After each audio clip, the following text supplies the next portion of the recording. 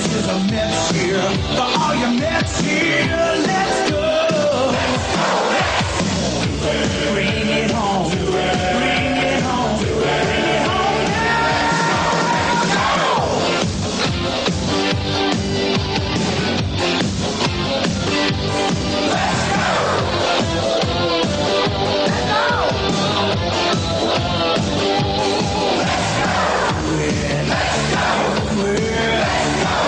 Make it happen. There's no stopping.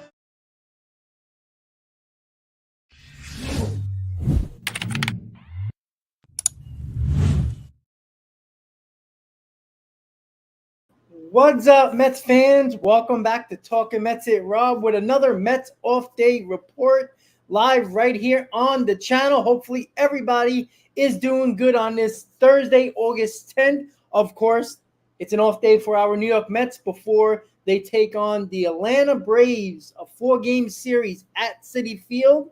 Yes, it is a 4-game series because they're making up a game for earlier in the year when the game got rained out. And they're playing a doubleheader on Saturday, 1 p.m. and also 7 p.m. So make sure you tune in for both of those games. Hopefully everybody is doing okay. And the Mets come off a series against the Cubs where they took 2 out of 3. Pete Alonso was basically the star of the series. He has insane numbers against the Chicago Cubs. There was a lot of talk with Pete Alonso over the last week and a half or so in regards of trade rumors during the deadline and the possibility of a little bit of, I would say, not necessarily on the same page, the Mets and Alonso, technically with contract talks, at least what you're hearing, but I still think it is going to get worked out at some point, and it comes back to the same issue. Well, there's no pressure on this team anymore. There's no pressure on the players anymore. The trade deadline basically told players, guess what? We don't believe in you anymore. We don't think that we gave you enough opportunities by the All-Star break and by the trade deadline to get back into this race, and you never actually did. And what's funny about this situation is the Mets are in the same position, games back of a wild card spot, than they were on deadline day. And that just shows you, and I said this about 3 weeks ago when the Mets were able to go on a run, that nobody in front of them are really that good. They're average teams that had a hot streak. That's all it was. The Phillies have been playing extremely well over the last 2 months, so they're kind of an outlier. But even still, the Mets basically gave the Phillies the series the last time they played each other in June. And I don't believe any other team is probably much better than the Mets prior to the trade deadline, right? The Reds, the Brewers, the Padres, the Diamondbacks, the Marlins, all the Giants, all those teams aren't teams that I don't think anybody should be afraid of. The Mets recently took a series against the Giants. The Mets dominated the Marlins earlier in the season when they faced them 7 times in the first 10 games, and they haven't played them since, but they'll be playing them really, really shortly. And, the Phillies, I believe they're up by 1 game in the season series. And the only team that I think the Mets haven't played really well was against the Brewers. And the Brewers are at the moment are leading the Central. So there's a lot of things to look at when it comes to, people are starting to talk about it now. Why did the Mets sell?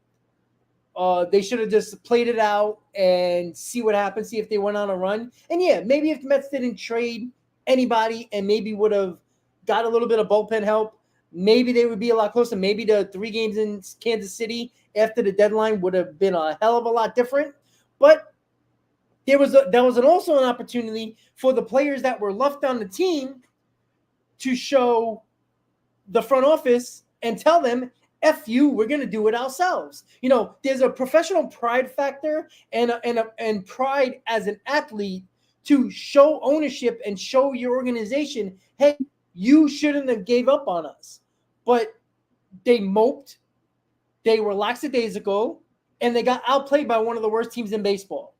And that's one of the things where I keep on talking about mental state of this team. When the pressure is on, it seems like mentally they can't handle it. And after the deadline, they clearly were moping around. They were clearly, they basically had, their tail between their legs after the deadline when they're, even with the players that left the Mets, they're still better than the Kansas City Royals. There should have been no reason why they couldn't have took 2 out of 3. That's why I always concern myself with these core players and say, are they mentally able to deal with pressurized situations? We saw it in the Braves series when the Braves were riding down our throats in 2022, right? It came down to the fact where the Mets were a game up going into the Atlanta series. And what happened? They got swept. It was basically a no contest. Yes, the Mets led in, I believe, every game. They early on they played okay, but they could never tack on them extra runs. The pitching was absolutely terrible. And then you saw what happened. You lost the division, and they never really celebrated, put that in air quotes, a playoff spot because they lost the division, and that was basically it. They were handed the number 1 wildcard spot and then faced the Padres. My biggest problem is you have to really think about it. And this goes to the fact of that you gave a ton of money to Brandon Nimmo. You gave 2 contracts to guys that you think you were going to be a part of this team for the foreseeable future. McNeil, Nimmo, and everybody assumes Pete Alonso, right? Those are your 3 core guys, and you want to throw Lindor in there since he has another long-term deal.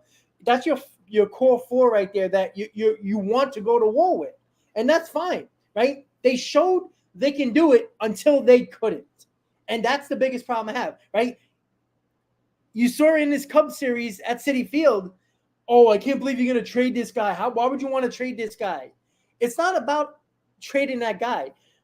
Pete Alonso, in pressure situations, has it been really that good? Now, you can look at many different numbers, and everybody can find their own narrative towards Pete Alonso and find numbers that fit their narrative, including myself, including you, including the next person that talks about Pete Alonso. Do I want to trade Pete Alonso? Absolutely not. I mean, he is your face of the franchise ever since DeGrom left in free agency. Pete Alonso was the face of the franchise, right? You had that Donnie Diesel thing a couple of years ago. You got the LFGM that he now basically stopped because they spoke to him on the field, and he said LGM. So LFGM has been put to rest. Why? I don't know. Who cares? Really doesn't matter if you need LFGM to win games and that motivates a player, maybe they shouldn't be playing, right? There should be other factors to motivate you. And this is the problem that I have with a lot of these guys on this team. Are they mentally capable in pressure situations, including the playoffs, including big games, big series, right? If the Mets take 3 out of 4 against the Atlanta Braves, right? The Braves, they're not playing great, but they're running away with the division, right? They have struggles, the Braves, lately as well. But if the Mets take 3 out of 4 against the Braves, there will be Met fans saying, oh, look, they should have never sold at the deadline. Oh, no. And then they're going to complain, bitch, and moan, just like they were at the deadline, like this team never got an opportunity to actually make a run when they had multiple opportunities in June when Steve Cohen said, I'm giving this team until the trade deadline to make a run, and then we have to make a decision.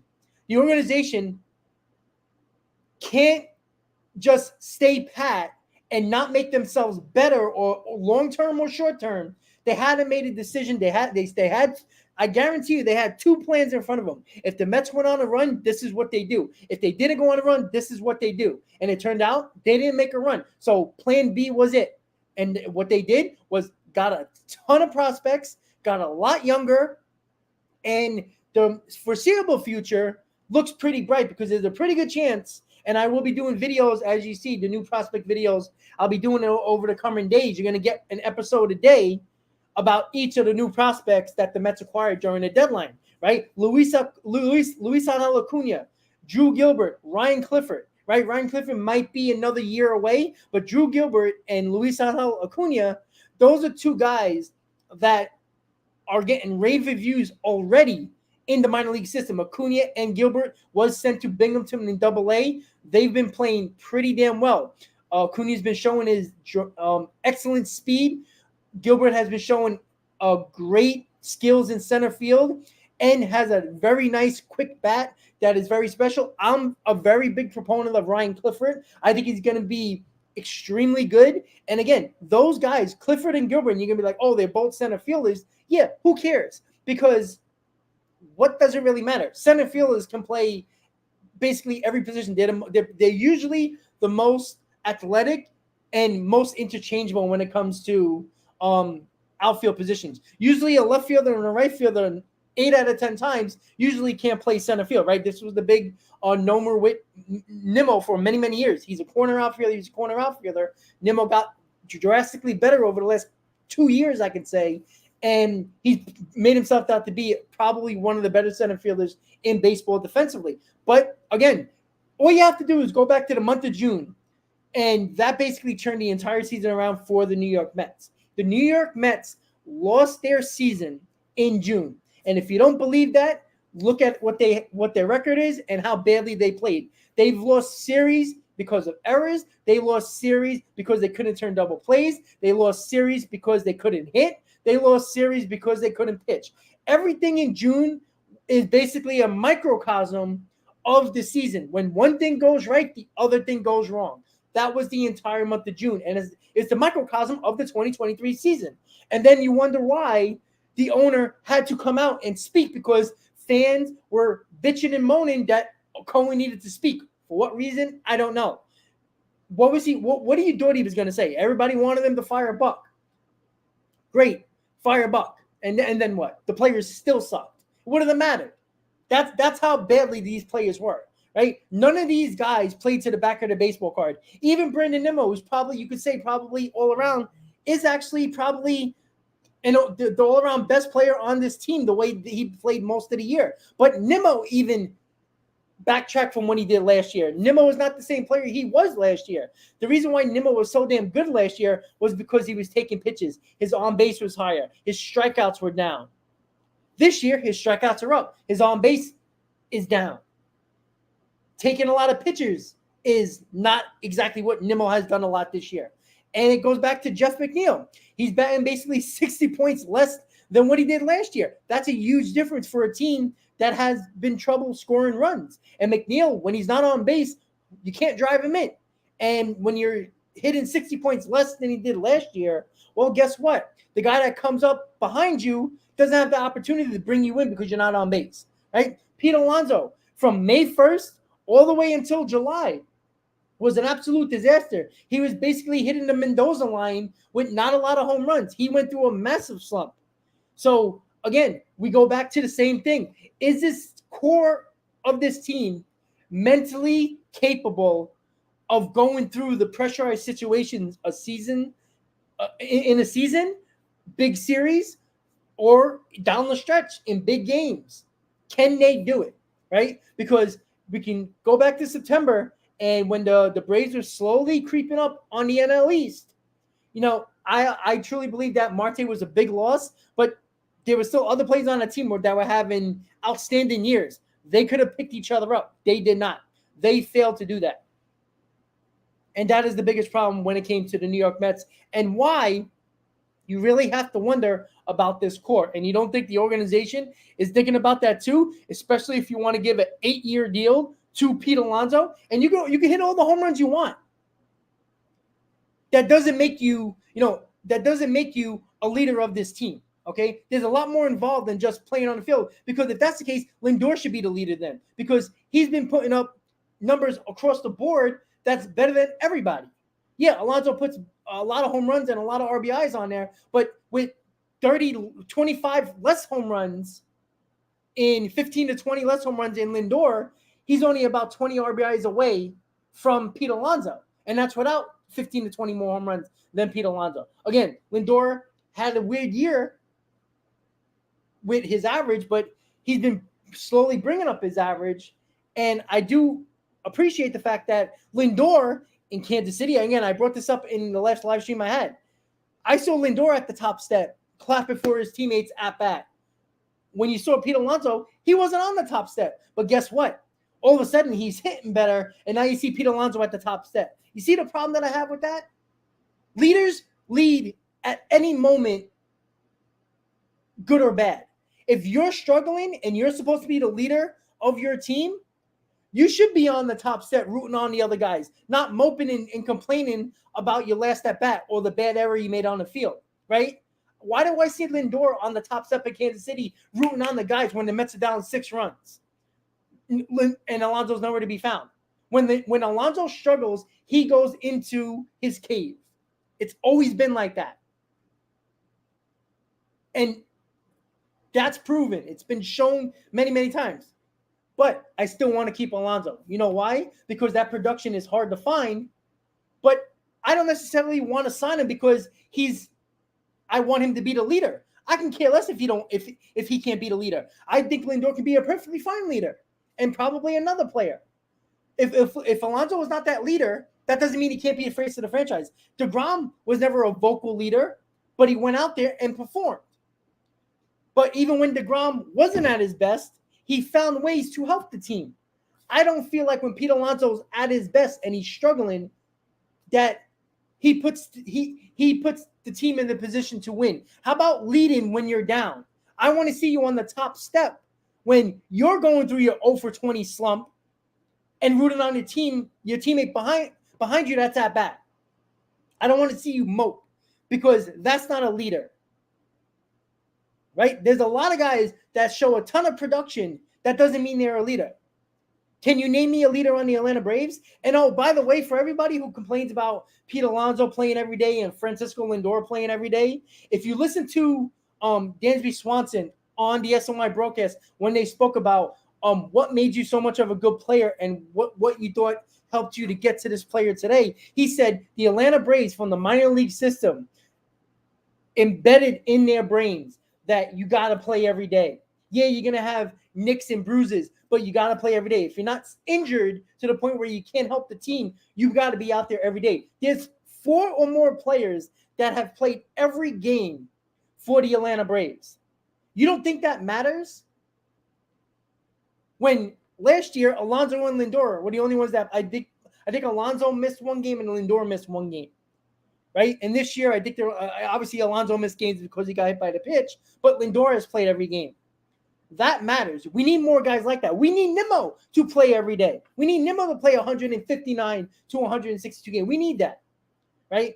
I don't need Nimmo after the trade deadline saying he lost sleep because of the trade deadline. Yet, what the hell were you doing in June when your team was struggling and needed you to pick it up a little bit? Why didn't you lose sleep then when you were slowly getting out of a playoff race and just completely throwing away a season because your June sucked so much? How about I want to hear a player say that in the media, I lost sleep because of that, not because of a trade deadline. You're a professional ball player. Grow a pair. How about, again, go in Kansas City and prove to the organization, all right, you don't believe in us? Well, guess what? We believe in ourselves. No, you know what they did? They basically proved what the organization believed in basically moping and not being a team that everybody expected them to be. That's their problem. And that's why I worry about this team going forward, the core that we're talking about. And this includes Lindor. I'm not saying that just because he's a leader that he's not to blame. Oh, he's to blame as well because he goes through stretches as well. But he's always the guy that when a pitcher's struggling, he's the first one on the mound talking to the guy. He's always on the top step cheering on their guys, even when he's going through that 2 for 24 stretch. But he's not the only one to blame. And that is the most important. Yeah, Muttley, Nimmo was carrying a guy in June, but what about April, May, and July? That counts as well. The same thing. Alonso had a great April, but May and June, he was absolutely terrible.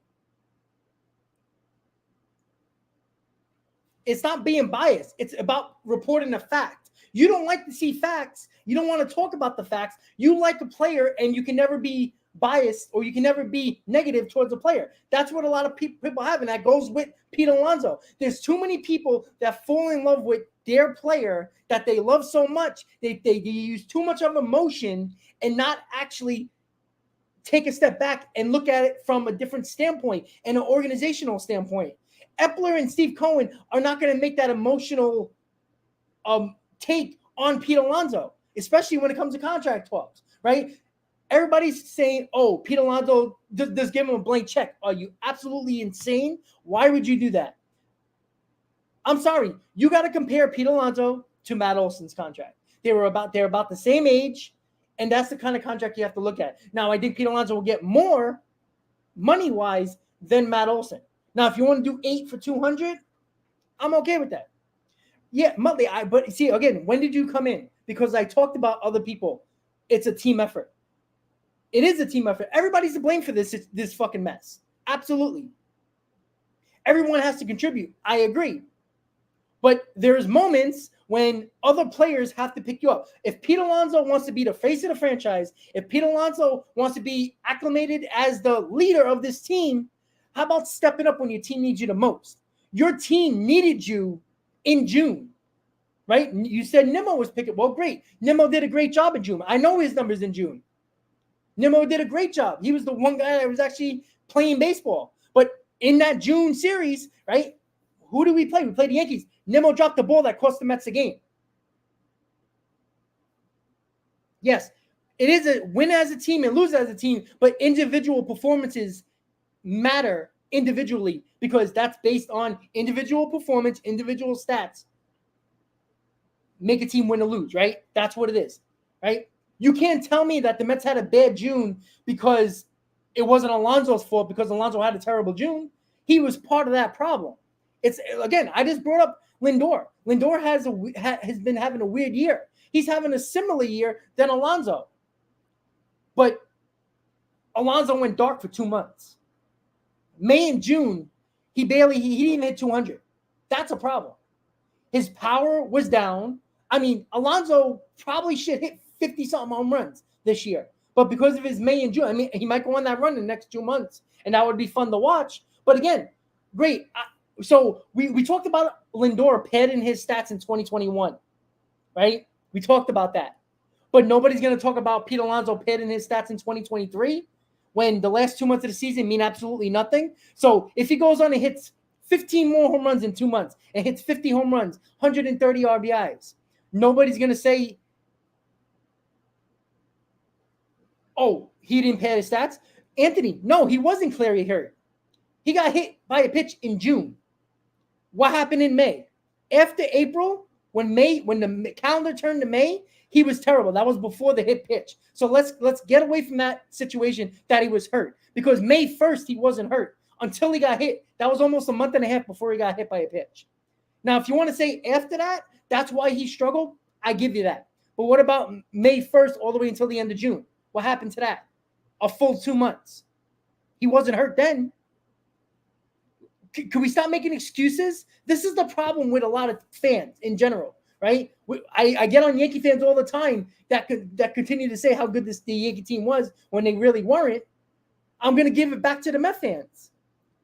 Stop giving this guy so much credit when he actually was part of the reason why. And if you're a leader and you're the face of the franchise and you have the best numbers offensively as a player and your stats mean more than anybody else in this lineup, you were a no-show for 2 months. And that was prior to him getting hurt.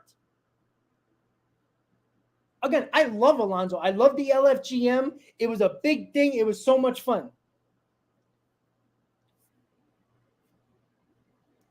But Mully, you don't have to say that. It's a fact. It's a fact. Go back to Alonso's stats in September when Starlin Marte was gone. Everybody said Starlin Marte was the catalyst to that offense, right? Why couldn't, and again, Pete Alonso's not alone in this. This goes to Francisco Lindor. That goes to Brandon Nimmo and Jeff McNeil. Those guys are to blame just as much as everybody else. But Pete Alonso is the guy, right? Pete Alonso is the guy that everybody should be afraid of in the lineup when they face him, right? Where was Pete Alonso in September putting his team on his shoulder and saying, you know what? I'm going to take you guys to the finish line. He didn't do that. If you're going to be the leader, if you're going to be the face of the franchise, if your numbers are better than everybody else's on the team, everybody's going to turn to you. And when things go wrong, you're going to be to blame. You're going to be the scapegoat. You're going to be the guy. Every team has it. Every team, they're a great player. When their team doesn't perform, the best player on the team gets the most blame. And that's what a leader gets. A leader gets all the credit, and a leader gets the blame. The same reason why the Yankees, who are terrible, and it's because the players on the field, Aaron Boone's going to be the scapegoat of the Yankees if they don't make the playoffs. He's going to get fired. Why? Because the players suck. You can't fire the players, so guess what? You're going to fire the manager. look, I love Pete Alonso. I love the fact that he's actually a guy that pumps up the fans, and his post-game interviews on the field are fun. They're a lot of fun, right? It is. But just because you do that doesn't mean that you got to be that guy that puts a team on his back. If he puts his team on his back in the rest of this month and September, what does that mean? It means absolutely nothing. It's going to be Met fans getting too emotional and saying, oh, you got to give Pete Alonso a blank check or whatever he wants. You got to sign him. Yeah, you got to sign him, but don't be stupid about it either. That's where you're going to find out if this guy is really going to be worth all that money, because I can care less how many home runs you hit. Stats are great, right? We don't give the credit to Lindor, but we get the credit to Alonso when Lindor actually plays defense on the field very, very well. Pete Alonso has been better, but I can tell you that Lindor made a hell of a lot more plays than Pete Alonso defensively as well. You have to look at that too. Yeah, Pete Alonso's close. I tell you, when I saw him in Pittsburgh in 2021, I don't know what the hell he was wearing. I was just too excited to see Pete Alonso in person, so I was excited. I think you guys know I put it up on my community page when I met Pete Alonso. Like, yeah, Brandon, I can care less what Beatty does in AAA, because his numbers are great in AAA, and the Mets brought him up, and he's basically hitting what Eduardo Escobar was hitting last year. So I can care less what he does. If he doesn't do it at the major league level, I can care less about his AAA numbers. Oh, yeah, Anthony, I agree. Price matters with every player. Absolutely. A 10-year deal for Pete would be the stupidest decision this front office has made. I'm sorry. You can't give a 10-year deal to a guy that's going to be 29 years old. That's dangerous, because Pete Alonso, yeah, he's in good shape now, but he's not a guy that is, physically, performing fit like this guy. He's on the chubbier side. He's still in good shape, but that's because he's young. What happens when he's 34 years old? That weight's going to carry on. It's a dangerous game. I would actually try to get him on a 6-7 year deal. Any more than that, you're playing games, because I think once he hits 36 years old, and now again, there's a DH, but again, you don't know how that back speed's going to be at a certain age. You don't know. 8 years, 180. What is that? Around 25 a year. Let's see. Do the math. Yeah. All right. So it's about 22 and a half. I think you can give him. I think you have to give him at least 25 per year. I think you got to give him a couple $1 million more than Matt Olson. Well, Muttley, you see, you just made my point. See, you said don't give Pete Alonso more than 6 years. Well, why not? He's your franchise player. He's the face of the franchise. He's your leader. So if you're not going to give him more than 6 years, why would Pete Alonso sign it? Right? He's going to go in there and says, I'm the face of your franchise. My jerseys sell the most. I'm a leader. Even though I don't think he is a leader, but he's going to say that. You see what I'm saying? So, Muttley, you just proved my point. So this whole time you were defending Pete Alonso, you're only going to give him 6 years. So that's how much you don't trust him. Because 6 years, he's only going to be, 35 years old when the contract ends. Well, Muttley, if you don't, okay, so you just proved my point. So you just contradicted yourself, my friend. That's the problem. Right? You just defended Pete Alonso to the high heavens when I was telling exactly what Pete Alonso is as a player, because every pressurized situation, I don't see him carrying his team on his back. And this goes for 2 years now. When, 2021, who cares? The Mets were basically done in August, in the middle of August, right? 2019, the Mets, after the 15 out of 16 run, they were basically also done in August. And last year, the Mets were basically cruising until they weren't. And then when the pressure was on, they all fell apart. And that's including Alonso. Yeah, easy. Yeah, but you see, that's the problem. I don't know if the Mets are going to go past $200 million. But no, you were again, Muttley. Look what you just said. We just spoke about that. The point of the matter is, you just said you're not going to give more than 6 years to Pete Alonso, but he's the face of your franchise. No matter what you think, that's what he is. He's the face of the franchise because DeGrom left. If DeGrom was still here, DeGrom would be the face of the franchise. Pete Alonso is going to be the face of the franchise because everybody sees him as a career Met, right? That's what we're looking at from him. I think you have to go somewhere between $25 and $30 million. Whatever years that is, I don't know. Look, I can guarantee you, Pete Alonso, this is going to be his one big contract because he's around the age where Aaron Judge got his big contract. Muttley, the fans, the most jerseys sold. Everywhere you walk around Citifield, you see an Alonso jersey. Every kid is wearing an Alonso jersey, right? He's the face of the franchise because when everybody talks about the Mets, the first thing people talk about is Pete Alonso. Again, that's the emotional factor of fans, and that's okay. But you also have to be objective when you need to be. And I think that's the problem with a lot of Met fans. Remember how crazy people got when Jacob deGrom went to the Rangers and people were pissed off about with the Mets. Why would you give a 5-year deal to a guy who could have stayed on the field for 3 years straight? And not even year one, he's having Tommy John surgery. Well, Muttley, I don't necessarily think that they should not just take that out of their mind.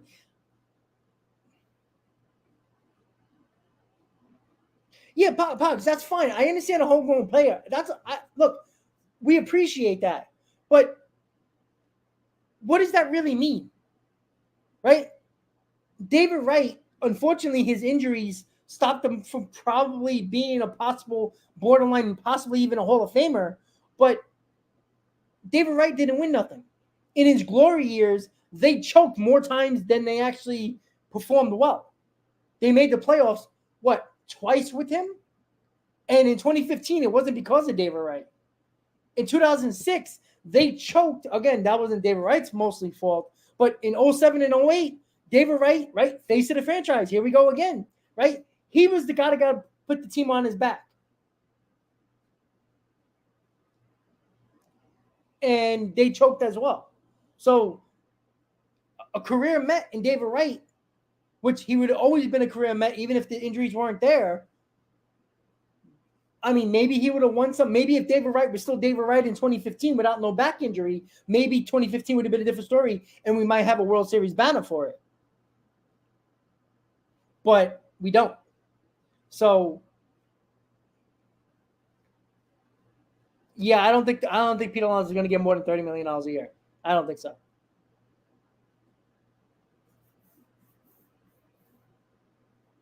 Yeah, easy. Well, here's the thing. I don't know if the Mets. Look, it's going to be up to Pete Alonso. Pete Alonso does not have to sign an extension, obviously, right? I mean, the Mets can't lowball Pete Alonso like the Yankees lowballed Aaron Judge, because Aaron Judge would be like, "F you, I'm going to be the American League home run champion and win the MVP." Again, if Pete does that next year and he doesn't have an extension yet, he's going to free agency. And then the Mets are going to be in the situation where you're probably going to have to give him more money than you wanted to because other teams are going to go after him. Again, I don't think it's going to take over $200 million to extend Pete Alonso, but you don't know what he's thinking.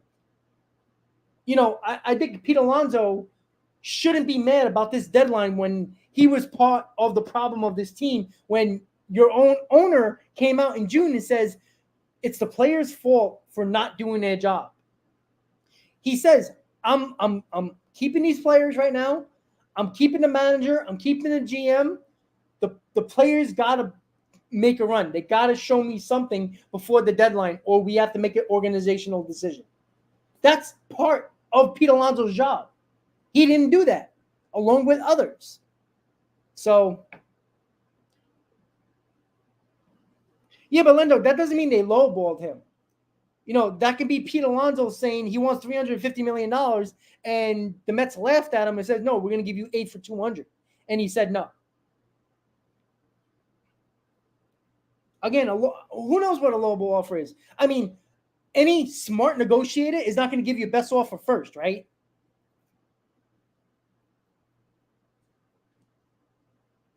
Yeah, well, Pogs, 100%, buddy, 100%. Yeah, it was the Wilpon era, but before Madoff. But even then, that same team where they spent money on choked. in 07 and 08, right? They spent a ton of money on that team. We know the players involved, the Delgados, the Venturas, all those guys, the Beltrans, the Glavins, all those guys, right? Well, I mean, Pogs, I'm not going to go crazy with batting average because, I mean, because of the lack of shift, you would think batting average would be a lot better, but it's not that much better than it was pre-shift. So I don't know.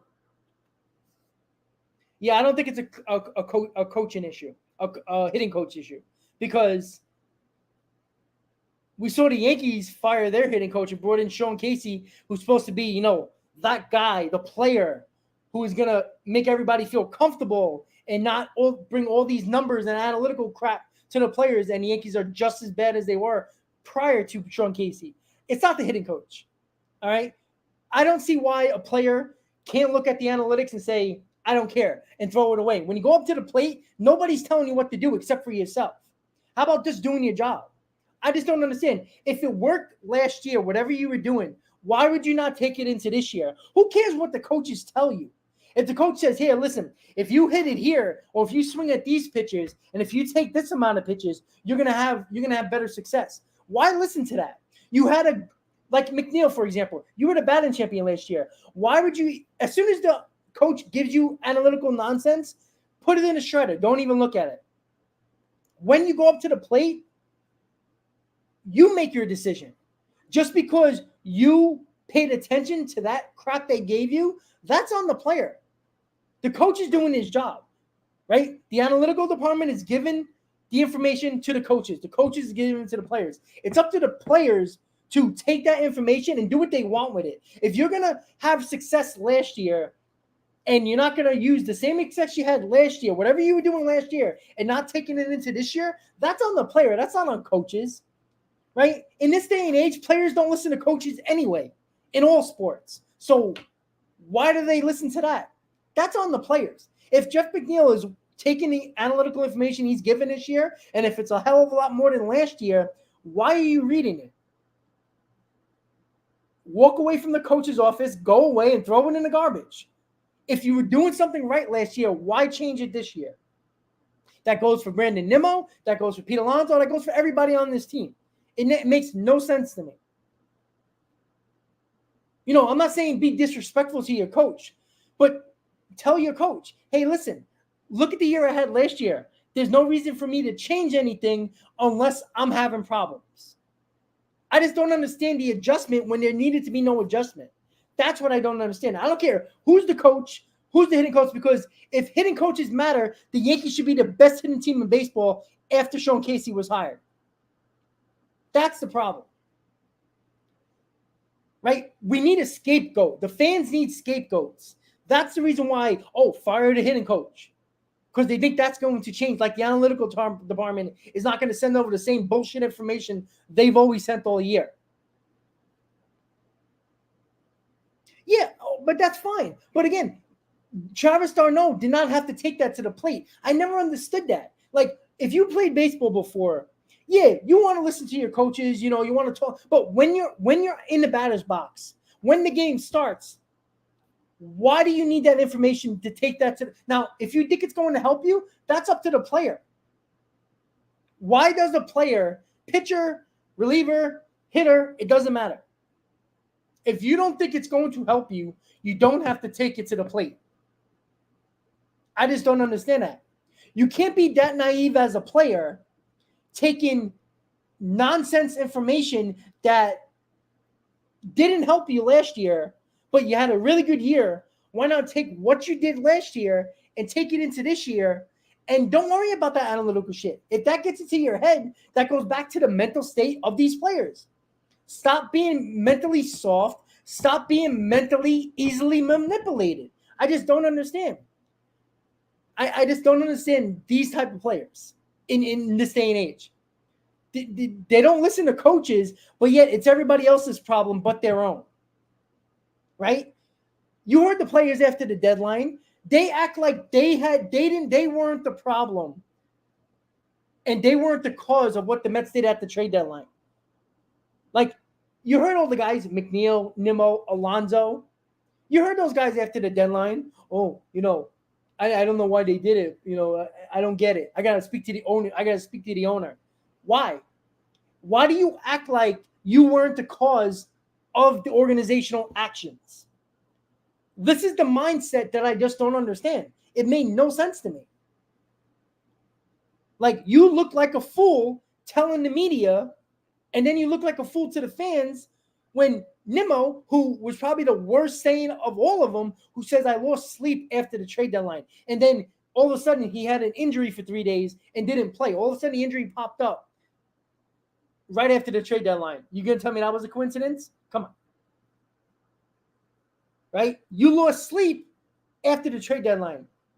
But where were you? Why didn't you lose sleep? And this goes for Nimmo and the rest of the players in June, when your lost season basically started because of the terrible June you had. That makes no sense to me. That's on the players. Absolutely on the players. Yeah, maybe Nimmo did get suspended and they put a fake injury on there. But you know what? Good for Nimmo. Because you just got a big contract. The Mets believed in you to give a contract that you probably did not deserve. The market told you that that's what you were going to get. But prior to the offseason, did anybody believe that Nimmo would get that contract at all? Yeah, Met fans, we lose sleep every freaking day. Right? I guarantee you these next couple, right? That's why I put up on the poll, and I believe the poll is people saying it's still locked in. Because we're stupid and we're insane and we're emotional and we lose sleep on this team, right? I voice my frustration on this channel, on my channel, to you guys. You might not like everything I say. I might not like everything you say. The disagreements are why sports are great. But I don't feel bad for these players. Why? Why do I feel bad for these players? They were the cause of this season. And that goes for the players that got traded as well. Dave Robertson, no. But he hasn't really been that good with the Marlins either. Yeah, and that's why I came back to Lindor and why Lindor's a leader. Look, Lindor is probably not happy with the trade deadline, what the Mets did. But you know what he did? He made you believe that he understood the reason why the Mets organization did it. Maybe I can give a little understanding to Pete Alonso's comments because he doesn't have a long-term contract yet. But Nimmo is no excuse. Nimmo, you're here 8 years. You're going to be here just as long as Lindor.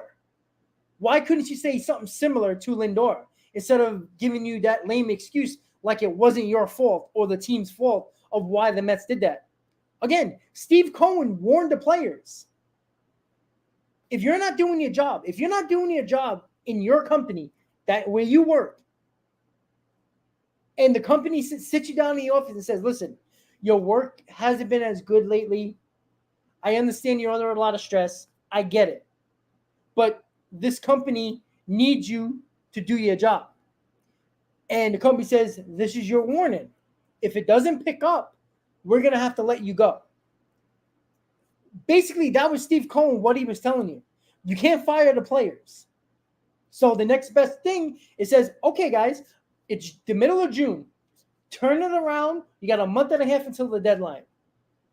You turn it around, I have no problem adding money. Steve Cohen even said he has no problem taking on bad contracts. And this is the other thing. People are like, oh, we spent $130 million to buy prospects. Well, great, because you weren't going to do it any other way. The same reason how he sent money to other teams to get back top prospects, he could have took on bad contracts to bring in better players to help this team if this team went on a run, right? There was a lot of talk about taking on Patrick Corbin's contract and getting a nice bullpen piece in the Nationals bullpen, right? And that could have went somewhere. He could have looked at another team and saying, hey, you know what? Look at Seattle, for example. Seattle traded Paul Sewell. He's not having a great year, but he's a guy that was a top closer last year, right? If you look at any team that has a bad contract but has some piece that the Mets could use at the deadline, You don't think the Mets would have took on a bad contract to get that player and give less prospects? That's exactly what happened. Well, yeah, right wing, exactly. Corbin would have been in this rotation, but the Mets would have took on that bad contract to get a better piece that could have helped them, say, in the bullpen, or maybe a bench piece. Because there's a couple of bats, decent bats, young bats like the Candelano, that got traded to the Cubs, who is a nice bat that the Mets could have used in their offense as well, and in the outfield with Marte not being as good as he was last year and hurt. So that's something as well. So he gave him a month and a half. They didn't turn it around. It's on the players. And then their reactions made no sense to the media. Like, what did you expect? To Steve Cohen to just stay put with the oldest team in baseball? And if you don't make a run, now everybody has one less year on their contract? And you just wasted a year of David Robinson having a great year as a closer? And then on top of that, Verlander was starting to pick it up. So if the Mets would have been making a run, it would have been great seeing Senga, Verlander, and Quintana pitching extremely well in this rotation. But they couldn't just stay pat and say, okay, let's go make a run and get not much better bullpen help. Right? It works both ways.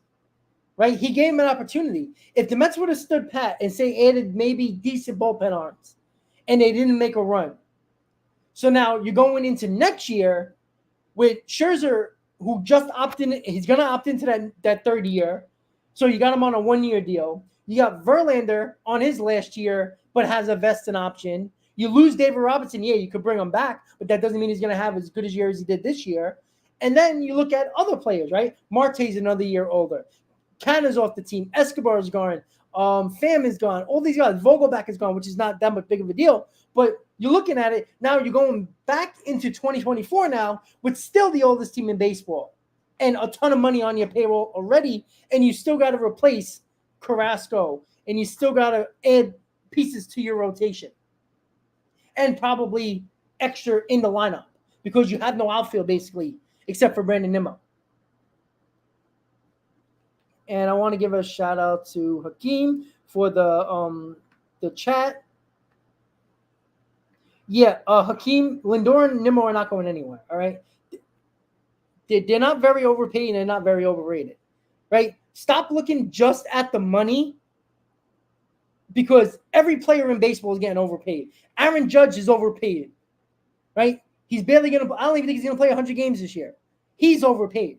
Every player is overpaid. You have to stop looking at the money because it's nonsensical, except when you have to give a player a contract. It matters because it can prevent you from getting somebody else, even with Steve Cohen deep pockets.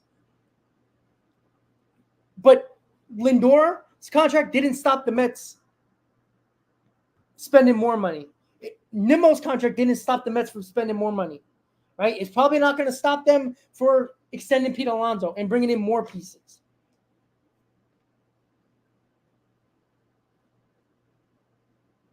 Yeah, explosive. Good luck with Luis Rojas. I know. And Hakeem, thank you for the super chat. I appreciate that.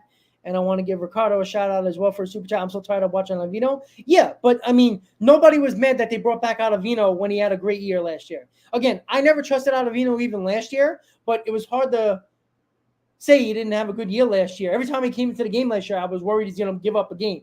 But he pitched really well. So nobody should have been upset that the Mets brought him back Ottavino when he had a good year. Again, this is the whole situation where every team signs a player because of his past performances, not really what they're going to do in the future. I mean, I think that's real.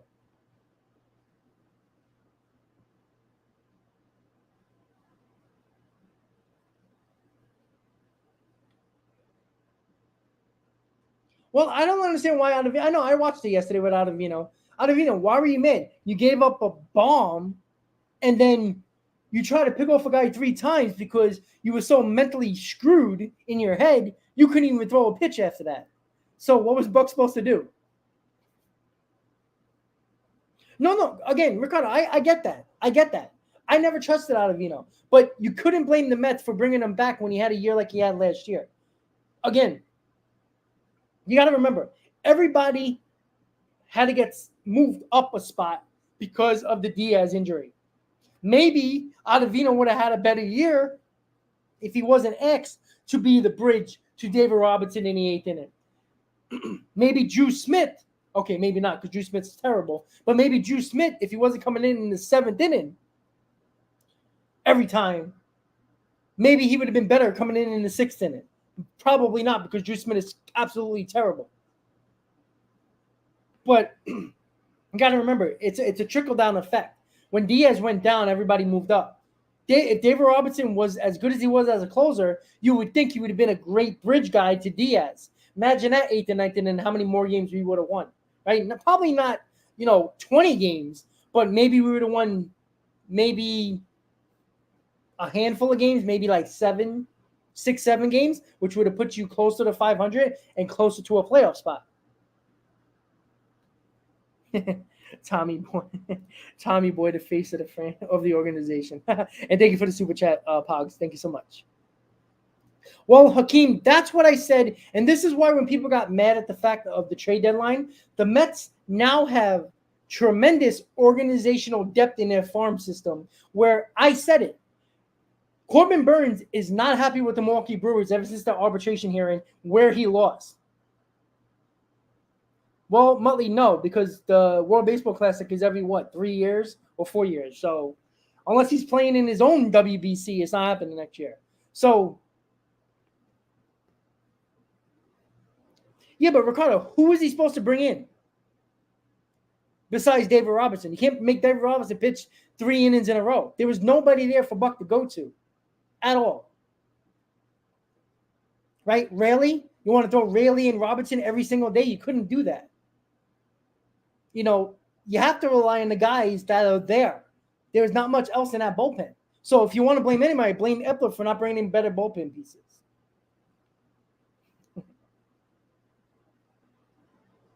Yeah, again, explosive. That's another situation where Noah Syndergaard in no pressure situation is pitching good.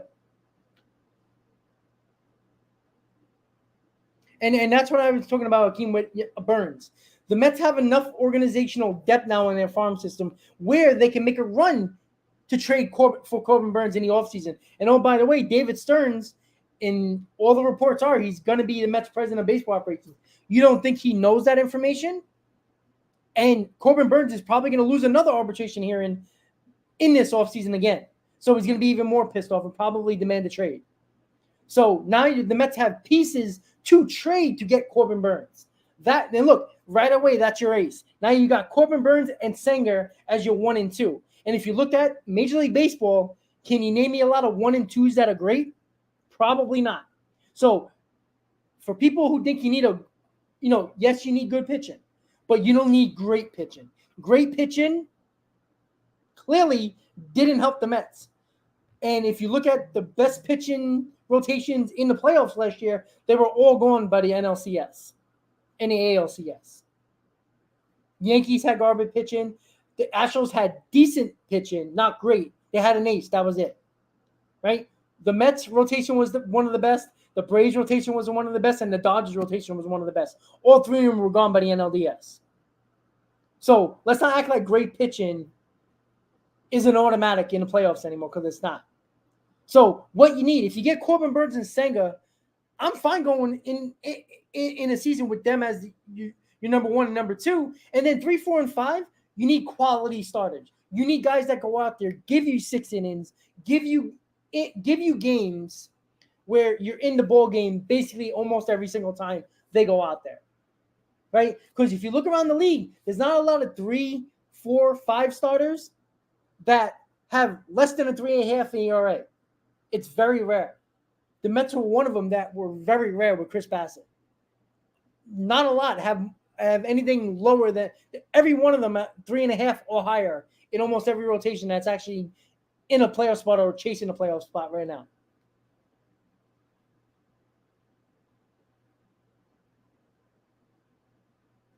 Drew Smith's been a disappointment since the day he came up with the Mets. He has a great arm and great stuff. He just don't know where it's going half the time, and that's the problem. Yeah, easy. I don't think organizationally they don't like each other. I think the owner of the Brewers didn't want to get rid of an asset that he knows Stearns is. He's under contract. I mean, I don't think there was anything brewing because didn't Mark Canha just get traded to the Brewers? I don't think there's any rift between those two organizations. And remember, them organizations, in 2015, it was almost a Carlos Gomez trade with Zach Wheeler and Wilmer Flores, right? So they've had talks for many years now with these teams. Oh, yeah. Well, Vogelback is off the team. Marte's going to be here. If you like it or not, he's going to be here. Again, Marte's been hurt the whole year. That doesn't mean Marte has to be the everyday right fielder. He could be a guy that comes off the bench. It's not the end of the world. Ottavino, I don't think he's going to be here, but he might take the option. Drew Smith, I hope that guy – stop giving that guy a chance. He's terrible. Well, Ethan, I mean, okay.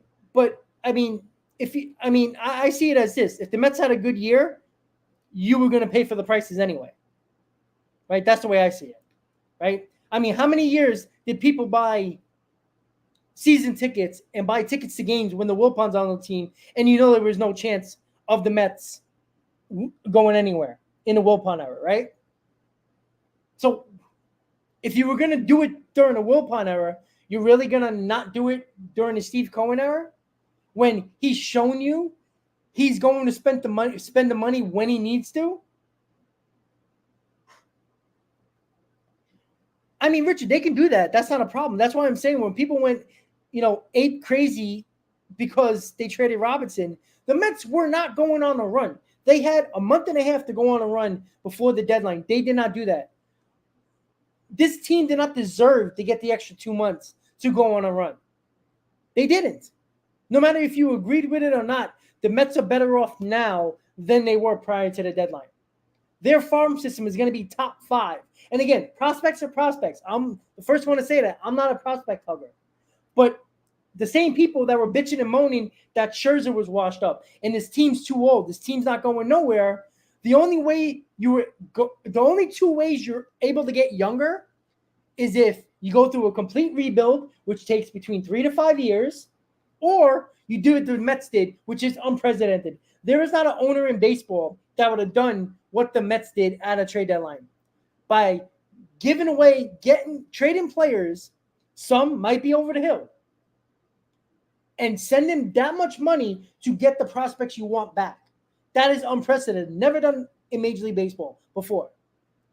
That's the 2 ways you can build up your farm system and build up your organization. And it's not just about building up the organization and farm system to bring up all the players from the farm.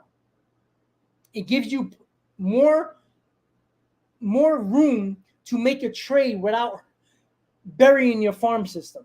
The problem in the last few years was the Mets farm system was so bad that they couldn't afford to trade their top 5 prospects to get a big-time piece back.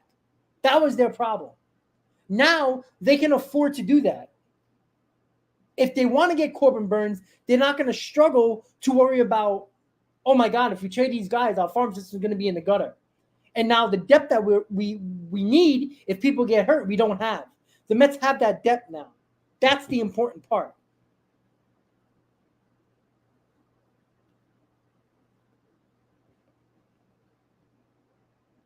Well, Alien, yeah, you say that now, but what if the Mets were buyers at the deadline? And I didn't think the Mets were going to be big buyers anyway. I think they were just going to get bullpen help. Say if the Mets did get 2 or 3 arms in a bullpen and they went on a run like the Phillies did and they were a wild card team.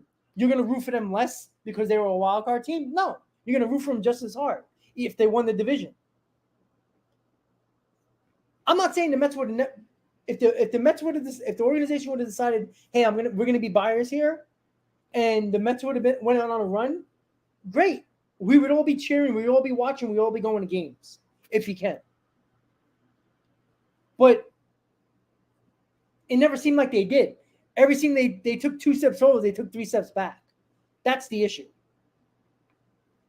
Yeah, Pox, I wouldn't mind trading more, but I think the thing with Quintana, you're going to have him next year. He's going to be a very important piece for this team. And you see, he every time out, he gives you a quality start.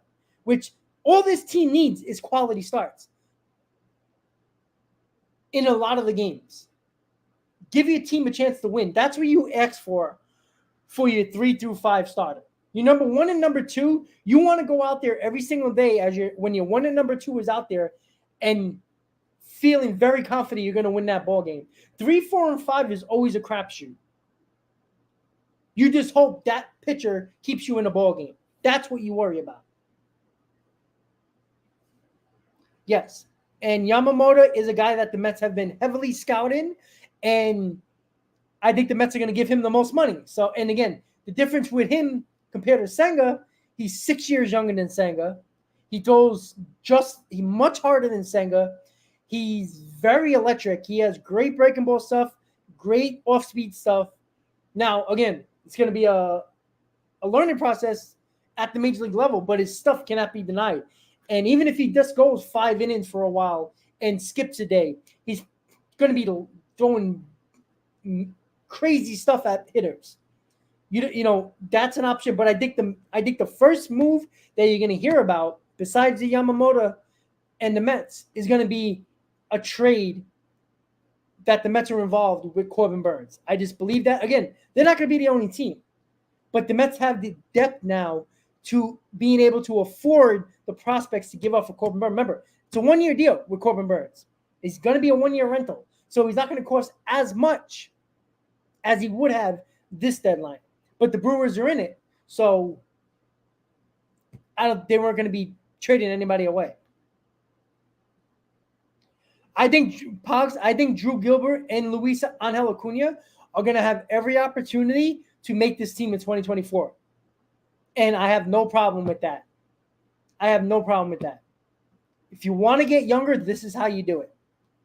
Right? There's been rave reviews about those two guys. And again, they can both be bust. But there's no reason why they can't get every opportunity to make this team. In all likelihood, Buck Showalter is going to be gone. So you're going to bring in somebody who is not afraid of playing the young kids. Now, if you believe Craig Counsell might be that guy, whatever. Again, everybody's can't wait for Craig Counsell to come. He's also hasn't won nothing. You know, it's not all about just World Series here either, because everything has to fall into place to win a World Series from top to bottom in the organization. So, and again, going after Ohtani, the Mets are going to go after Ohtani. I think the Mets are going to make the biggest offer. It's going to be up to Ohtani. In my opinion, it's going to be up to Ohtani to decide to take the Mets' biggest offer. So, guys, it is 8 o'clock. We're going to call it a night. Yeah, Frank, you can call. Okay, great. So you're going to go with an inexperienced new manager for a Mets team to do what with? Yeah, okay, that's fine. But there's a lot of players that won World Series and can't coach, right? I don't care if you won 2 World Series as a player. That really doesn't mean nothing. You know, is there a little bit of a respect factor? Yeah. But Craig Counsell also made terrible decisions in the playoffs in regards to his bullpen. Nobody wants to talk about that, but they have no problem bringing up the Buck Showalter mistakes he made in the playoffs. If you're not going to bring up the Craig Counsell stupid decisions in the playoffs, don't bring up Buck Showalter's. It works both ways. And Carlos Beltran, all of a sudden, Met fans love Carlos Beltran all of a sudden, right? You couldn't stand him when he was a player, and now you want him as your manager. Why? Because he's a new face until he makes bad decisions, and now you're going to hate him again. See? The manager is always going to be the scapegoat. That's why the first people to blame when the hitting's not doing well, fire the hitting coach. When the pitchers are not doing well, fire the pitching coach.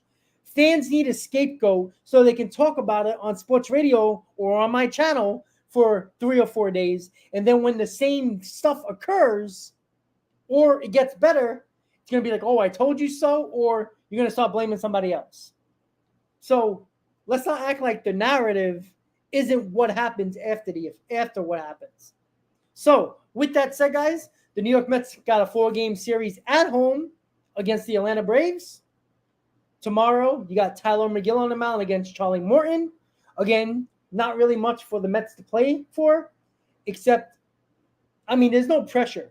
So, I mean, if they win 3 out of 4 against the Braves, you could be happy about it, I guess, but you're going to have Brave fans laughing at you and showing the standards. That's basically it. Let's just see what happens, right? So, with that said, everybody, have a great night. Enjoy the weekend series against the Braves. As always, let's go Mets. I'll see you next time, guys. Have a great night.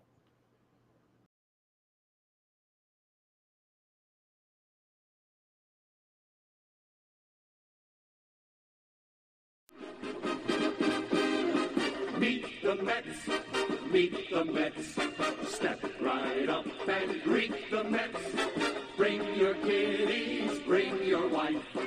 Guaranteed to have the time of your life, because the Mets are really socking the ball, knocking those home runs over the wall. East side, west side, everybody's coming down to meet the METS Mets of New York town. Oh, the butcher and the baker and the people on the streets, where do they go? To meet the Mets! Oh, they're hollering and cheering and they're jumping in their seats. Where do they go?